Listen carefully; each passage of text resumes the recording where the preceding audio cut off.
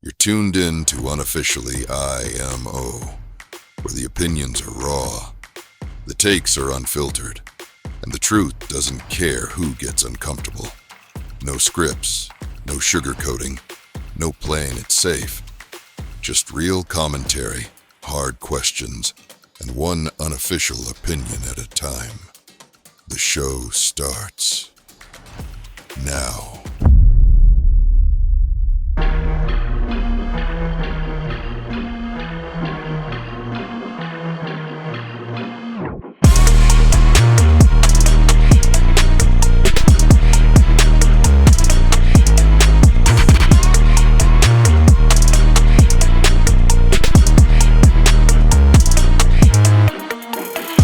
Hello everybody, welcome back to the channel. This is Unofficially IMO, where my opinion is mine and mine alone, regardless of what's going on in the world and just everything and anything in between that's out there that's trending.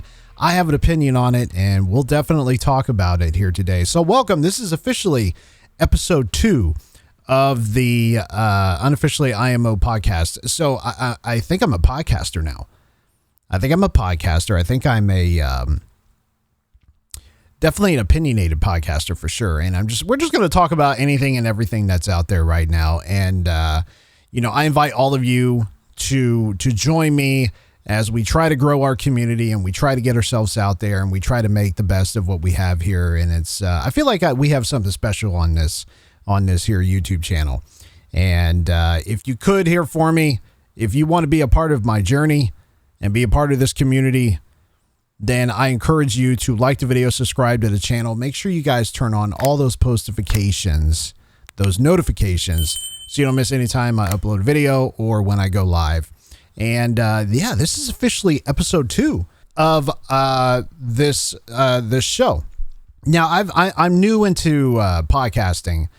Well, actually, I shouldn't say that I'm new. I'm actually I've been doing this off and on for quite some time, and I'm not unfamiliar with the process. I did try podcasting once before, years ago, and I tried it just for a little bit of time, and I was not good at it. I didn't know how to carry myself throughout an episode. I didn't know how to present myself. I didn't know what to talk about. All I knew was I had a lot on my mind, but I didn't know how to project it out from my brain out to the world. And, it took some time for me to actually get used to talking and to not be so afraid of myself and just be afraid of what people think. Because if you sit there and you're afraid of what people think and you're afraid of just, people's opinion towards you or anything that you do, or let's just say criticism. If you're afraid of criticism, then that's definitely not the place to be. And it took me some time to get used to that. So here we are. And if you've seen me on my previous, live streams or videos, we talk about a lot of different things. Like sometimes we go, really far off the deep end and, and we have conversations and we enjoy ourselves. We really do. So I figured, you know what, it's something that, podcasting, when I'm referring back to podcasting, we might as well just get used to it, because I feel like if I go live, it's live, it's raw, it's in your face, it's very much a real thing in the moment. Whereas, you do videos, it's controlled, it's a controlled environment. And I don't feel like I'm as, I wouldn't say nervous, because I'm not nervous. It's just, I'm good at planning things out. And I feel like in a controlled environment in terms of recording and planning and structuring and things, I feel like I can give everybody better content that way. And, just sit here and just have fun and just talk about whatever's going on in the world, whatever's going on in the news, and just have fun doing it and talk about what's on my mind. And hopefully y'all dig it. And hopefully you guys will come with me along for the ride. And I plan on doing multiple episodes. Now, the first one, if you haven't checked it out, was about the structuring of artificial intelligence. If you haven't seen that video yet, go back and check it out, man. Go back and check it out. I won't get too far into the weeds on that, but we go very in depth of where we are in the state of artificial intelligence and what's that looking like in terms of like, the future and how advanced it already is now compared to how much more advanced it's going to be later on down the road and so on and so forth. It's really interesting. And I wanted to share that with you guys. I thought I had fun recording that. That was fantastic. I loved it. This particular episode though, and that's the other thing with this podcast, I'm going to treat it almost as if it's almost like in a sense that, I feel like I'm on the radio right now, but there's a camera in front of me. Whereas the first episode we did this, we've done other episodes, but I was kind of experimenting. I was in the middle of experimenting and we still kind of are, but I feel like going into episodes about specific topics is going to be the best bet for this channel. Unless we go live, that is. But for the most part, going in here, giving you the scoop of what's going on and what's in my brain, I feel like I can make some good content with that. So officially episode 2 is what we're heading into now. And, I feel like I'm on the radio. I really do. I feel like I'm just like sitting in a studio someplace. And I got a microphone in my face as I do now. I'm projecting myself to the world live on a radio show. That's what I feel like. I should honestly just have an email associated with this channel. That way you guys can like email me your questions that you might have for me, or maybe some social media, which I still haven't officially done yet, because I feel like this channel, this community is not in a place where I feel like social media is like necessary right now, because we're still, like I said, very much still trying to, I have an agenda and I have a vision and a future for this channel, but I feel like social media is just not quite there into the mix yet. And some people might say, nah, man, you should just have a social media account and just go for it. Yeah. But from my past experience, like with social media, when you're small, feels like it's not something that is going to really be necessary. And I'll wait until we grow as a community. If the community grows on YouTube, then absolutely, for sure. We'll create an X account, maybe an email, so you guys can get a hold of me through this channel if you have questions, or you want to share stories with me, and we can always talk about whatever, man. That's part of the plan I have for this channel. It's part of the future that I have.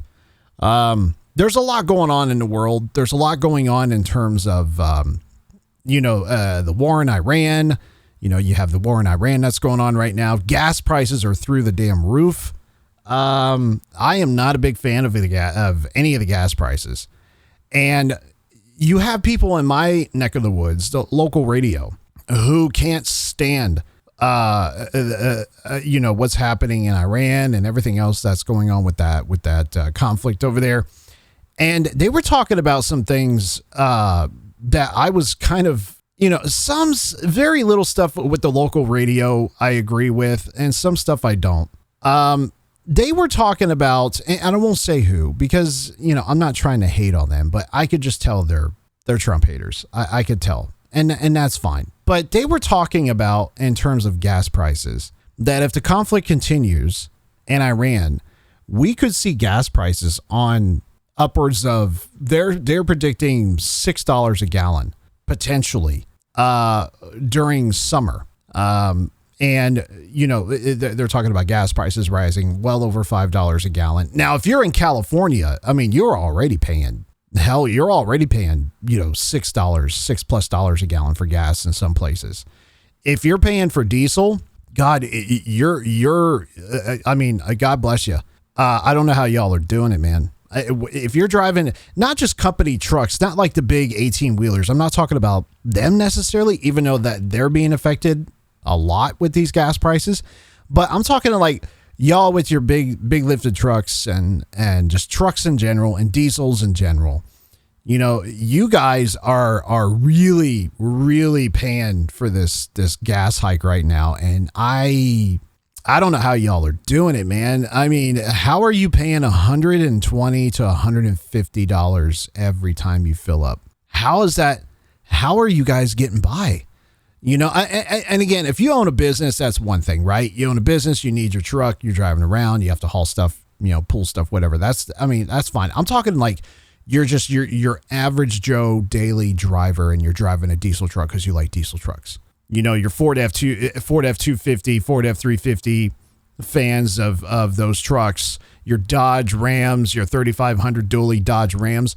You guys are probably hating putting gas in your truck right now. And on top of that, you're probably hating the fact that if you have a truck payment and full coverage on insurance, because if you have a car payment, you need full coverage insurance, and whatever that is on top of paying for gas. I mean, it is just absolutely brutal, and it's brutal all the way around for diesel and regular gas folks out there. And again, going back to these guys on the radio, local radio, they're just they were just all doom and gloom with the gas prices. I feel that the gas prices will eventually come down. I don't see them going, minus California and New York City and all those places where prices are super high. I don't see gas going $6-7 a gallon. And if it does, I mean, people will literally lose their damn minds if it ever got that high. I'm not saying that that ever won't happen, but you never know. But I can't see gas getting that high. I just can't. I really can't. And when you look at like electric car guys and gals out there that are driving the Teslas and stuff, they're looking at people at the gas station driving by laughing. They're laughing, and rightfully so. They're sitting there going, oh, I bet you're wishing that your vehicle was electric, especially if you're hating the way that gas prices are going right now. They're having a hoot. They're having a ball. They're having a hoot over these high gas prices right now. And you know what? That's fine. That's totally fine. I mean, I can't tell you how many times that I've sat there. My wife and I, we talk about it all the time. We sit there and go, because we hate paying for high gas prices. I can't stand it. I cannot stand it. And we always say, let's go to Costco. Costco's saving a few bucks in gas at Costco, or, the local Fry's grocery store, or Kroger, or, wherever you're at, Walmart, even if, whatever. And, we're always trying to figure out where we're saving as much as we can with gas. And we're just like, you know what? Why don't we just get an electric vehicle and then call it a day? Because even with the amount of money that we're spending in gas, we'll never pay that kind of money in an electric bill hike because we're charging our Tesla or something like that. And then we thought about, well, why don't we just get a hybrid? Pay for a hybrid, and that way we got a mixture between electric and gas. But then we're like, we don't want no damn car payment, man, because some of those electric cars and those hybrids, I mean, unless you buy a used one, you're looking at upwards of $30,000-$40,000 for some of these vehicles that are used. And then you run the risk of, if you're like us, we keep our cars for years. We just don't keep them, 3-5 years and trade them in. We don't do that. We keep them long term. I'm talking 8, 9, 10 plus years.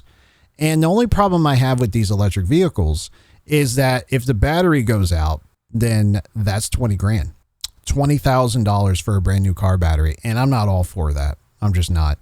You might as well get a brand new car after that. And you run the risk of a battery. I don't know how long a battery lasts, but I'm assuming a battery will last you anywhere between 5 and 10 years, 7 to 10 years, maybe. It just all depends on the life of a battery. It reminds me of a cell phone battery. Eventually it just loses a charge.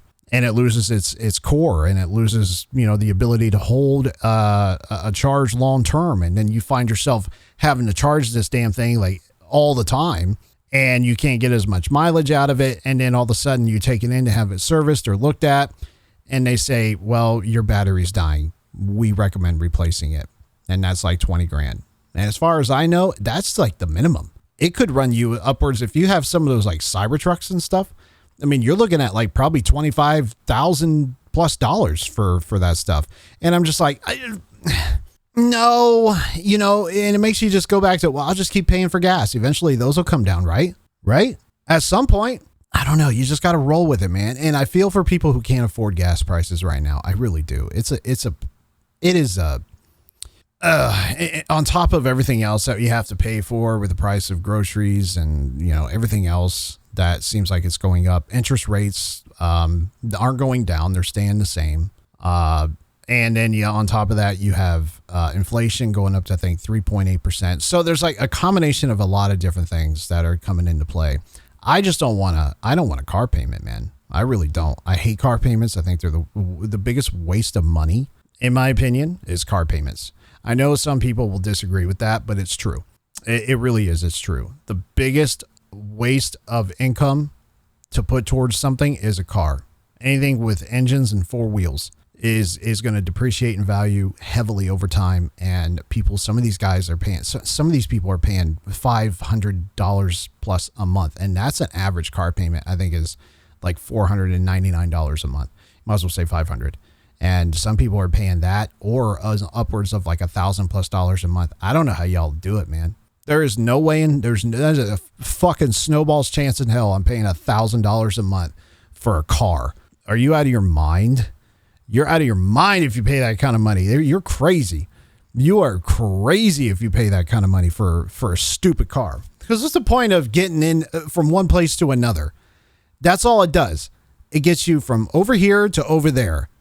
That's it. You're never going to impress anybody with your car. Maybe some kid that goes, oh, wow, that's great. Now, don't get me wrong. I love great cars. I'm a huge muscle car guy. I love muscle cars and I love Lamborghinis and Ferraris and stuff like that. I'm huge into that. But I will never pay that kind of money for a vehicle. $500, $600, $700+ a month. For what? Just so you can say, hey, yeah, this is cool. Pretty cool, huh? Yeah. I'm broke as hell. I can't afford it. Oh man. Anyway, listen, that's kind of my tantrum for today. I just, when I think of rising gas prices, I think of electric vehicle people are probably just having a ball. They're having a really great time with this stuff. They are making fun of people at the gas pump. I'll tell you that right now. And not to be a dick or anything, but yeah, some of them probably are. They're like, yeah, I bet you wish you didn't have a gas guzzler car now, do you? Huh? How's that $4.89 a gallon treating you, huh? Man, not too good. Not too good right now. Not too good. And I'll tell you something else. Getting into today's topic on this podcast, and the whole reason why, if you clicked on this video and you made it this far, you're an original. You put up with my tantrums. You should probably subscribe to the channel and hit the like button. You should do that right now. I'll wait. Okay, good job. Did you turn on the notification? You forgot to do that? Okay. Hang on. Before I continue, go ahead. Make sure you click the little bell icon for the notifications so you get reminded. You did that already? Okay. Wonderful. Good job. Okay. You're a real one. Absolutely. Absolute boss for doing that. No, seriously, guys, like the video, subscribe to the channel. And if you've made it this far, you are definitely interested in what I have to say, and I am grateful for that. I appreciate you. You guys are awesome. So now back to the original reason why you clicked on this video. Now, again, I've told you guys in the past that if you have watched any of my content, I'm an open book. I can keep talking. If I ever got my own Sirius XM channel or radio show or podcast deal with like Spotify or something like that, dude, I mean, and if I have people helping me create content, I am all for it, man. I can keep on keeping on, and I have to learn self-control. But when I heard about this topic, and it's not just I've heard about it, but I've thought about it off and on, and it kind of freaks me out a little bit. It freaks me out, and I'll tell you what that is. Now, I have notes.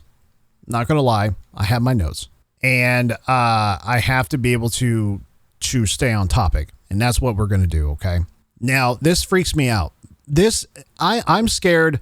This actually scares the shit out of me. It really does. It scares the shit out of me. And it's something that I've thought about off and on throughout the years, because I'm a what if kind of a guy. Like, what if, and how do I prepare for it? What if this happens? And if it's bad, how do I prepare for it?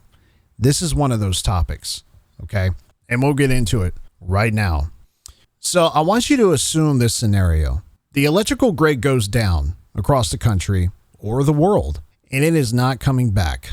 Batteries and generators will still work at first, but only until they run out. Fuel exists, but pumping, refining, distributing, and paying for it all heavily depends on electricity. And the scariest part is that society will not collapse all at once. It'll collapse in layers. At first, if you get my drift, we're talking about the power going out, and that's terrifying. That is terrifying. At first, people will think it's just a normal blackout, okay? The traffic lights die, elevators stop, subways and trains halt, gas pumps stop working, unless stations have backup power, card readers, ATMs, Wi-Fi routers, home internet, and many security systems will fail immediately. Stores may not be able to process payments. Hospitals, 911 centers, airports, water plants, data centers, and government facilities switch to emergency power if their backup systems work. And that's if their backup systems work. For the average person, the first feeling is inconvenience. For anyone on powered medical equipment, trapped in an elevator, which is like the worst feeling ever, stuck underground, in surgery, or on life support, it becomes a crisis immediately. And just talking about that out loud is, I mean, it kind of gives me goosebumps because it kind of scares me. It really does. And if it doesn't scare you, well, let me tell you what things would look like from the first hours to the coming days and months if the power all of a sudden just decided to go belly up. At first, when it comes to the power going out, the first few minutes is going to have confusion. You're going to see accidents, and you're going to see instant system shock, just shock in general. At first, people will think it's normal blackout. How many times have you had your electricity go out and you're like, okay, it's a thunderstorm outside, we get it. But on a sunshiny day, you're like, okay, well, that's kind of weird. Power's out, and that's annoying. If your power ever goes out and there's like no storms, there's not wintertime, there's no blizzards out there, and the power just gone. So when that happens, people just think, oh, that's normal. You know, it's just a normal blackout. Traffic lights die and you have elevators stop, subways and trains halt. Gas pumps, speaking of gas pumps and gas pumps stop working unless stations have backup power, which some of them do. Card readers, ATMs, Wi-Fi routers, home internet. That alone would probably just make people upset, not having any internet. And many security systems will fail immediately when the power goes out. Stores may not be able to process payments. Hospitals, 911 centers, airports, water pumps, data centers, and government facilities switch to emergency power if their backup systems work. And that's if they work. For the average person, the first feeling is inconvenience. For anyone on powered medical equipment, which is scary to think of, trapped in an elevator, which is even probably, if not worse, stuck underground, in surgeries, or on life support, God forbid, it becomes a crisis immediately. So within the first 1 to 6 hours. So that's when you have emergency type stuff happening. Hospitals would be the first major pressure point.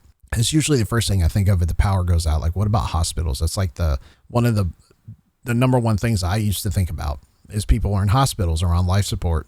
Most hospitals, though, do have emergency generators, but those generators are meant to preserve critical functions, not keep the entire hospital running like normal forever. FEMA and HHH guidance focuses heavily on healthcare facilities resilience because power failures threaten clinical operations, generator fuel, and ventilation, communications, and patient safety. That's what they're designed to do. Patients on ventilators, oxygen systems, dialysis support, refrigerated medicines, infusion pumps, monitors,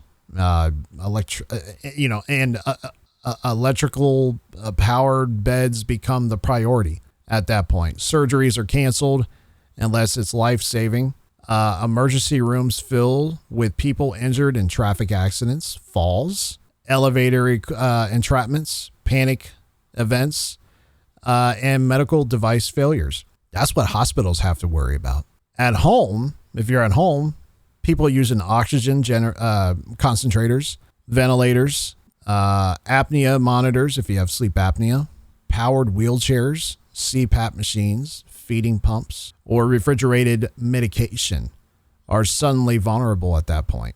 The FDA specifically tells people with powered medical devices to notify utilities, fire departments, and know whether their devices can run on batteries or generators, which tells you how serious outages are for medically dependent people. I can't tell you how important generators are for your home. If you're in the market to look for a generator, I would encourage everyone to have one. And that's just a temporary fix until hopefully the power comes back on. But I think generators as a whole are a must, especially if you're a homeowner. Okay. Now you have the 6 to 24 hours after the power goes out, communication starts to eventually break down. Okay. So you have cell towers, internet providers, data centers, and emergency communication systems rely on backup batteries and generators. Some stay online, some fail. Networks become overloaded because everyone is calling, texting, refreshing news, or trying to reach family. Landlines may or may not work depending on the type. Fiber-based phone services often needs home backup power, while cordless phones, if anybody still has those, are useless without power. The FCC warns people to understand how outages can affect their phone service before emergencies happen. This is where fear starts to spread, not because people know what happened, but because they do not know. Rumors replace information. Emergency alerts become inconsistent. Families cannot reach other family members. Police and fire department begin prioritizing only the most serious calls at that point. Food safety also becomes an issue really fast. The CDC says refrigerated food is generally safe for only about 4 hours if the refrigerator stays closed, while a full freezer can hold food for about 48 hours if unopened. So I didn't know if y'all knew that or not. That's why if the power ever goes out in your house, everyone says, keep the refrigerator closed. Don't leave it open. If you get in it, just open it right away and close it. So you can retain the refrigeration, because we don't know when the power's coming back on. And the same goes for freezers. We know that frozen food can last, about 2 days, 2 full days. And then it starts to go bad, or it starts to melt at that point. Now you have the first full day. So that's day one. Now we're going into day one and beyond. So the public realizes this is not normal, that the power is out. Now everyone is starting to feel like, okay, well, it's been a full day and the power's not back on. Something's up. So people start to then, by the end of the first day, the mood changes. So people start to rush to grocery stores, gas stations, pharmacies, and hardware stores. But the most modern stores cannot function normally without power. So payment systems fail, inventory systems fail, refrigeration fails, security systems fail. Employees may leave to protect their own families too. So you have that to consider. Gas becomes one of the most important resources, but also one of the hardest to access. Even if fuel exists under the underground at gas station pumps, still need electricity to function. Fuel trucks need working distribution networks. Refineries, pipelines, terminals, and dispatch systems all depend on power and communications. Water becomes the second major crisis. Many municipal water systems need electricity to pump, treat, pressure, and move the water at the same time. The EPA warns that power loss at drinking water and wastewater utilities can cause pressure loss at the same time. Then boil water advisories, reduced service, or full operational failures at that point. In cities, high-rise apartments become brutal very quickly. No elevators, no air conditioning, no reliable pressure. Toilets may stop flushing properly. Elderly residents, disabled people, and people on medication become trapped. So that's all that could potentially happen on day one. Now you're looking at day two, and this is when things start to really become an issue. So now you have to look at day two. Now you start seeing it as the medical crisis will start to accelerate. So you have hospitals. In terms of hospitals are still functioning in some areas, but under extreme stress. Backup generators need fuel. Fuel deliveries need roads, drivers, communications, and functioning logistics. Once that chain starts to break, hospitals become islands at that point. People on dialysis are in serious danger if they miss treatments, and that's not a good thing. Dialysis centers require power, clean water, trained staff, medical supplies, and transportation. Kidney emergency planning groups warn dialysis and kidney patients to prepare specifically because disasters can become life or death events for them. Refrigerated medications become a major issue. The CDC says that when the power is out for a day or more, refrigerated medication should generally be discarded unless the label says otherwise. If life depends on it, it may be used only until a replacement is available. This affects insulin, certain antibiotics, biologic drugs, liquid medications, and other temperature-sensitive treatments. Insulin should be kept in a cool place, not frozen, and heat or sunlight can make it less effective if that is the case. Now, I've known some people on insulin, and they've always told me, yeah, it has to be refrigerated. Or I've known other people to be on insulin, and they're type 2 diabetic or something like that, and they keep it in like a cooler with refrigerated packs, like kind of like a lunchbox or something like that, with like ice packs in it to keep it cool because they have to take insulin throughout the day. By day 2, people with chronic illnesses are no longer dealing with inconveniences. They're dealing with survival at that point. The medical aspect of the power, if the power goes out, is probably the scariest part of all this. If your life depends on any of those things that we just discussed here today, then you know that your life is potentially in danger from a medical aspect. Like if your life depends on insulin and a CPAP machine so you don't stop breathing at night, things like that runs off power.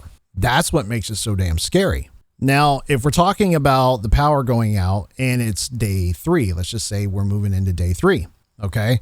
So now you have, potentially issues with like water, sewage, and sanitation. All that stuff becomes dangerous at that point. This is where the blackout becomes a public health disaster. So water pressure drops in many places at that point. Contamination risk rises. Then you start seeing boil water notices at that point become useless if people cannot boil water. Wastewater lift stations and treatment plants may fail. Sewage can back up into the streets, homes, and waterways. That's no good. Restaurants close, schools close, many shelters become overwhelmed, nursing homes and assisted living facilities become critical danger zones because they house people who often cannot relocate themselves. Trash pickup stops or becomes limited. Spoiled food piles up. Toilets fail in dense areas. People begin using unsafe water sources, and then disease risk increases at that point. This is also when emergency services become overwhelmed. Police, fire, EMS, and hospitals are now dealing with medical emergencies at that point. Fires from candles and unsafe generators, domestic disputes, looting, dehydration, heat illness, hypothermia, and welfare checks. If the power goes out in the middle of summer, you run the risk of being dehydrated very fast. And if it goes out in the middle of winter, then you're looking at the very real threat of hypothermia, which in my opinion, and I think it's a fact, that hypothermia will kill you faster than the heat would. The CDC warns power outages increase carbon monoxide poisoning risk when people misuse generators, grills, camping stoves, or gas ovens indoors. And that's probably what you would see. Sometimes you hear sad stories about people using gas stoves from propane tanks or something like that in their house to keep warm during the wintertime because their power goes out. I've heard stories of like carbon monoxide poisoning because you can't smell it, right? You can't smell it. And then they end up thinking that everything's okay and they go to sleep and then they just never wake up. And that's the reality of carbon monoxide. It's so dangerous. Now you have day 5, day 4 through 5-ish. Then you start seeing social order starts to fracture. By now, people understand the system is not coming back quickly. So cash at that point matters, but only for people who have it. Digital banking is mostly useless. ATMs are down. Credit cards do not work. Payroll stops. Online accounts cannot be accessed. People begin bartering at that point. Food becomes local. Whatever is in homes, stores, warehouses, farms, and trucks become the food supply. But refrigerated or frozen food is already spoiling at that point by day 4 or 5. Supply chains cannot restock cities or at normal scale, because it comes to a halt because they can't. In safer communities, neighbors organize. People share food, water, radios, tools, generators, medicine, and security. In more desperate areas, theft and violence increase. The police still exist, but they cannot be everywhere. Response times stretch. Some areas are abandoned. Some are defended. Hospitals now face impossible decisions. Which patients get power at that point? Which machines stay on? Which units close? How long can fuel last? Who gets transferred when transportation systems are failing? This is where the phrase civilization is 9 meals away from chaos start to feel real. So hospitals have to make the heart-wrenching and just dreaded decisions on who gets the healthcare over someone else. Whose healthcare is a higher priority than yours? This person has a severe heart condition. You have asthma. This patient needs more medicine than you do. So they might look at that patient's case and say their health is more of a priority than yours at that point. And that's when chaos really starts to unfold. If people are getting told that your healthcare doesn't matter over someone else's, that's just going to cause all sorts of issues. People were already panicked at that point, right? That people were already upset. The power's out. Food becomes scarce. Medical equipment no longer functions. Fuel is running out. I mean, you're talking about mass chaos. And that leads us into day 6 through 7, which the modern system is functionally broken at that point. Now, after 1 week with no power coming back, society is no longer in blackout mode. It is in collapse management mode, just meaning it's just society is starting to collapse in on itself. The most vulnerable people die first. So people on life support, oxygen concentrators, dialysis, refrigerated medicine, severe diabetes, advanced heart disease, nursing home residents, infants needing specialized care, and people exposed to extreme heat or cold. Those are usually the ones to go first. In hot places like Phoenix, Las Vegas, Houston, or Miami, lack of air conditioning becomes deadly fast.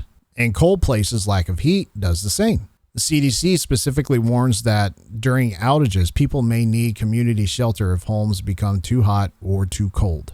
Hospitals run out of the generator fuel or lose water, become unable to provide modern care. ICUs fail, operating rooms close, morgues lose refrigeration, pharmacies cannot restock, medical records may be inaccessible, ambulances run out of fuel or stop responding except to extreme cases.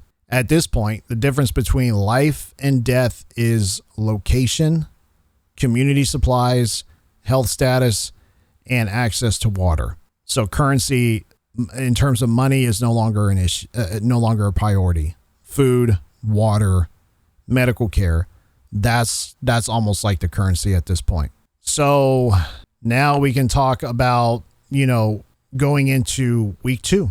You have 2 weeks straight with no power. So cities become the hardest place to survive. Major metropolitan areas like a Minneapolis or a Cleveland or a Miami, or a Dallas, Texas, or something like that, right? The major cities are the hardest points of survival, or the hardest points to live in. Major cities depend on constant inflow: food, fuel, clean water, medicine, trash removal, police presence, hospital capacity, and functioning communications. You guys remember when Zohran Mamdani didn't pick up the trash this past winter? Remember that was on the news? The New York City trash piled all the way sky high. It felt like it was a never-ending pile of trash. Just imagine that times 100 with no trash being picked up, and sanitation and going to the bathroom. People just start going to the bathroom wherever.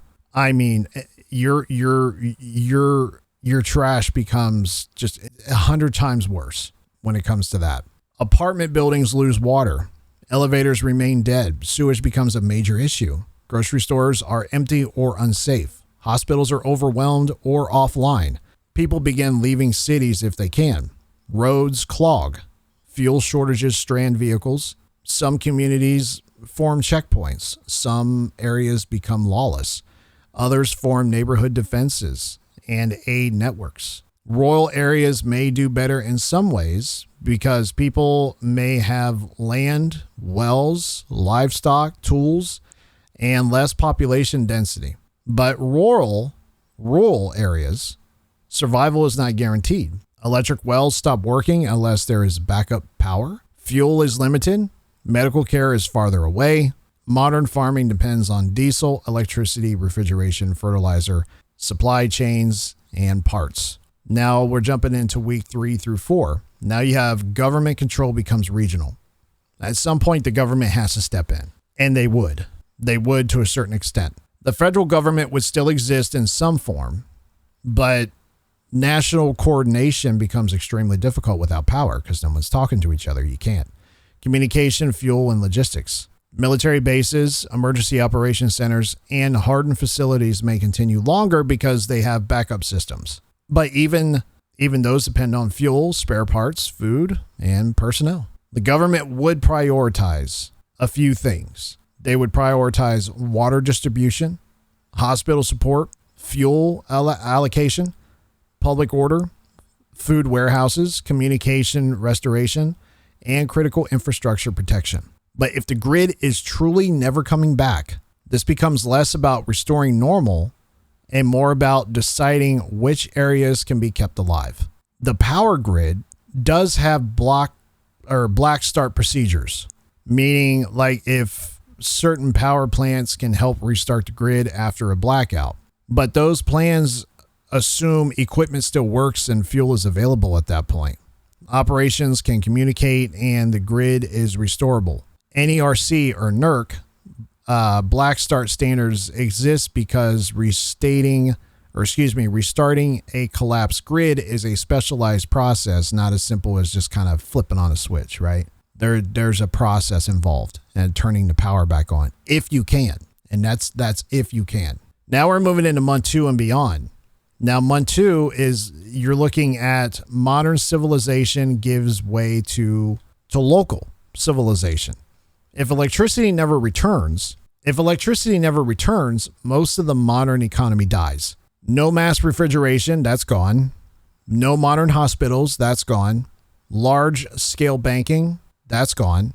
No normal trucking, no normal airports, no industrial manufacturing at scale, no reliable medication production, no modern water treatment in most places, no modern sewage systems, no modern food distribution as well. Humanity would go extinct, but billions of people are alive today because of industrial agriculture, electricity, refrigeration, modern medicine, global shipping, sanitation, and supply chains.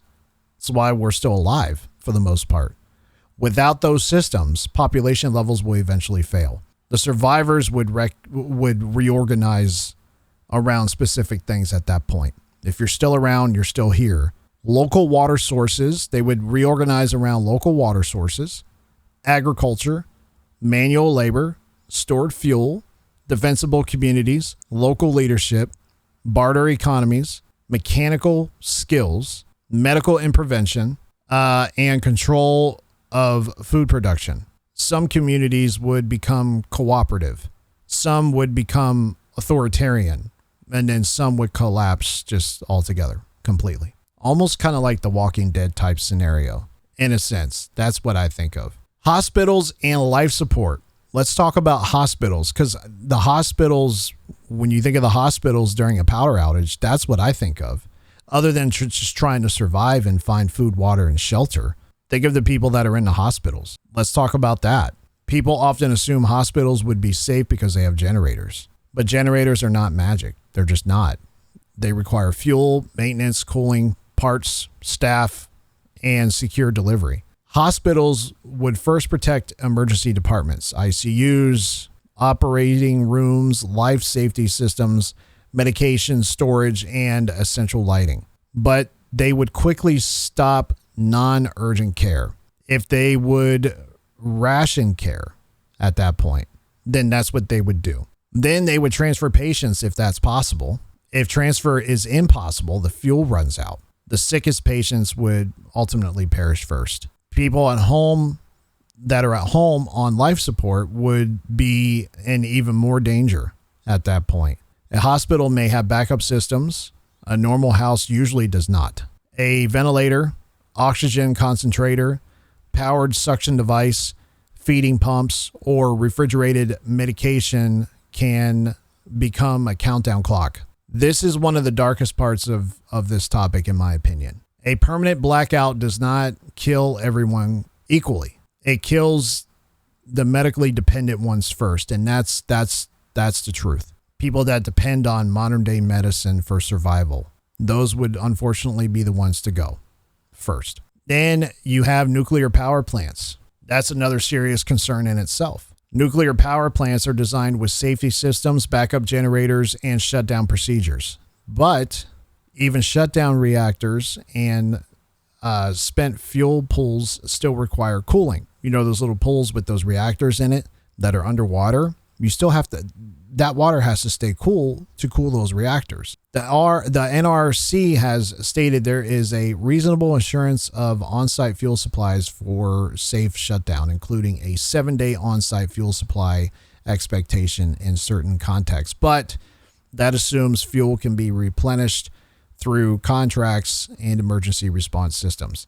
A permanent grid down scenario would create long-term nuclear safety concerns if backup fuel, staffing, cooling, and water supply could not be maintained. Fukushima, you guys remember Fukushima?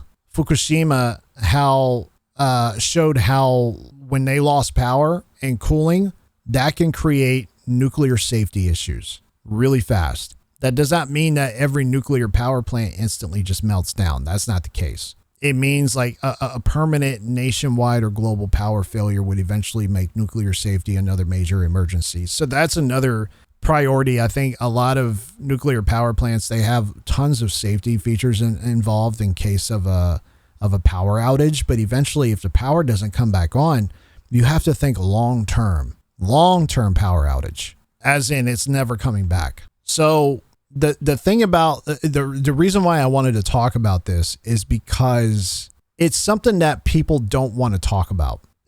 People can't even live without their cell phone, let alone the power going out. I mean, how often have you panicked if your phone stops working? Like, oh, my phone's not working. Oh, this isn't working. And then you have like a mini meltdown to yourself. You know, oh, I have no cell phone signal. I have no Wi-Fi.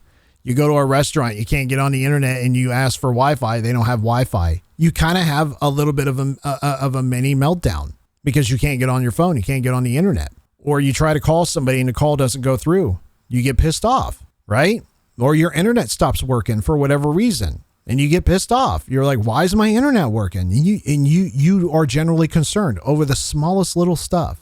Now, we think of electricity as a convenience, and it's not. Electricity is the invisible skeleton of civilization when you think about it. It's just we don't even think about it. You wake up, you flip the light switch on. Well, you don't even think twice about it. Turn on the water. You don't think twice about it. Get in the shower, turn the shower on. Water's hitting you. You don't think about it. You don't think about how the toilet just flushes and it's just flushing.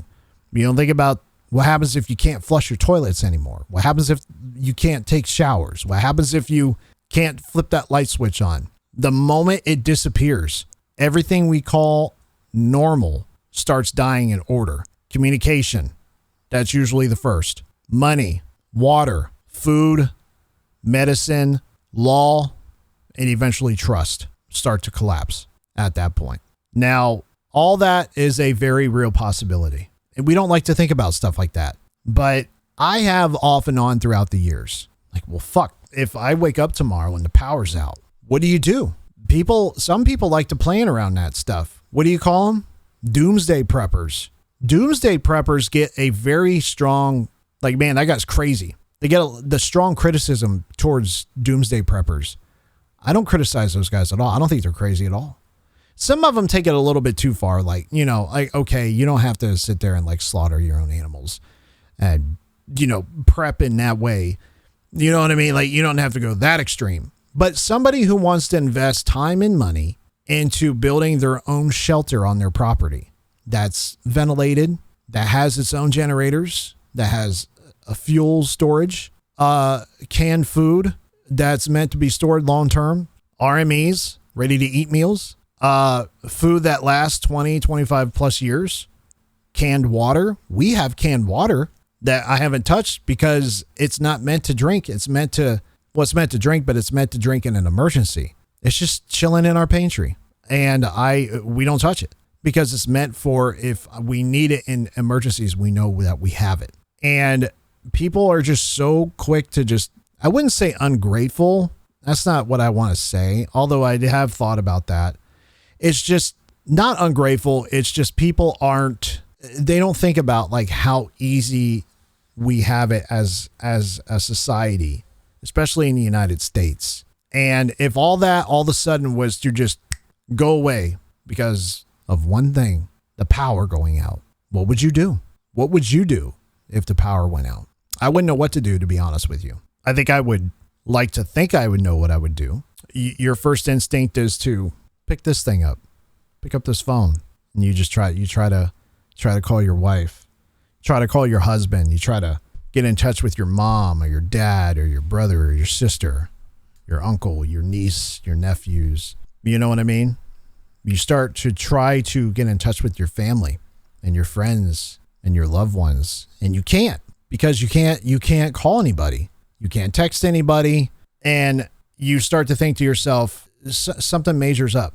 And at first, like we said, people are going to think it's just an inconvenience at first. Especially if you're in the middle of a shower, not even a shower, but you're in the middle of, doing something, and all of a sudden that requires electricity, which is pretty much everything. Just all of a sudden just goes out, and you're like, oh, that's annoying as shit. Your internet goes out or whatever. And you just think it's an inconvenience at first, and it is. But every time the power goes out, if it goes out here, that's the first thing that comes in my mind. It's never coming back on. What do we do? You ever heard of people having a bug out bag?